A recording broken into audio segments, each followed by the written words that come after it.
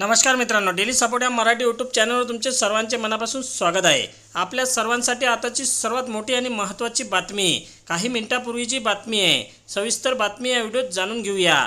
तत्पूर्वी तुम्ही daily support या मराठी यूट्यूब चॅनलवर नवीन असाल तर खाली दिलेल्या लाल रंगाच्या सबस्क्राइब बटनावर क्लिक करा आणि समोरील बेल आयकॉन क्लिक करा, जेणेकरून अशाच प्रकारचे नवनवीन आणि माहितीपूर्ण व्हिडिओ तुमच्यापर्यंत सर्वात आधी पोहोचतील। तर चला काय बातमी आहे सविस्तर जाणून घेऊया। तर बघा, लोकसभा निवडणुकीच्या रणधुमाळीला सुरुवात झाली आहे। महायुतीमध्ये अमरावतीच्या जागेवर वाद सुरू आहे। प्रहार संघटनेचे आमदार बच्चू कडू यांनी महायुतीचे उमेदवार नवनीत राणा विरोधात उमेदवार मैदानात उतरणार हे निश्चित झाले आहे। अशातच आज बच्चू कडूला तुमचा केजरीवाल करू अशी धमकी देण्यात आली आहे। प्रहार जनशक्ती पक्षाचे आमदार बच्चू कडू यांना धमकी देण्यात आल्यामुळे एकच खळबळ उडाली आहे। जास्त उडवूड करू नको, तुलाही केजरीवाल सारखं जेलमध्ये टाकेल, नाहीतर उडवून टाकेल अशी चिठ्ठी सापडली आहे। प्रहार जनशक्ती पक्षाचे आमदार बच्चू कडू यांना उघडपणे धमकी देण्यात आली आहे। त्यानंतर बघा, ठाकरे सोबत गद्दारी करणाऱ्यांना आता उमेदवारीसाठी मुंबईला फिरावे लागत आहे। हेमंत गोडसे यांना पुन्हा उमेदवारी न देण्याच्या भूमिकेत सध्या महायुती आहे। त्यामुळे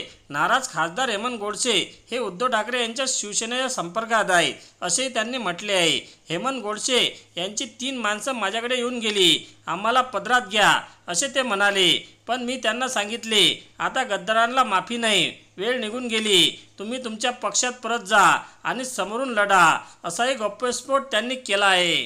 त्यानंतर बघा, घड्याळ चिन्ह वापराच्या मुद्द्यावरून सर्वोच्च न्यायालयाने राष्ट्रवादी काँग्रेसचे अजित पवार गटाला कठोर शब्दात खडसावले आहे। न्यायालयाने चिन्ह वापरण्यासंदर्भात दिलेल्या आदेशाचे अजित पवार गटाकडून पालन होत नसल्याचे सांगत राष्ट्रवादी काँग्रेस शरदचंद्र पवार पक्षाने न्यायालयात याचिका दाखल केली होती।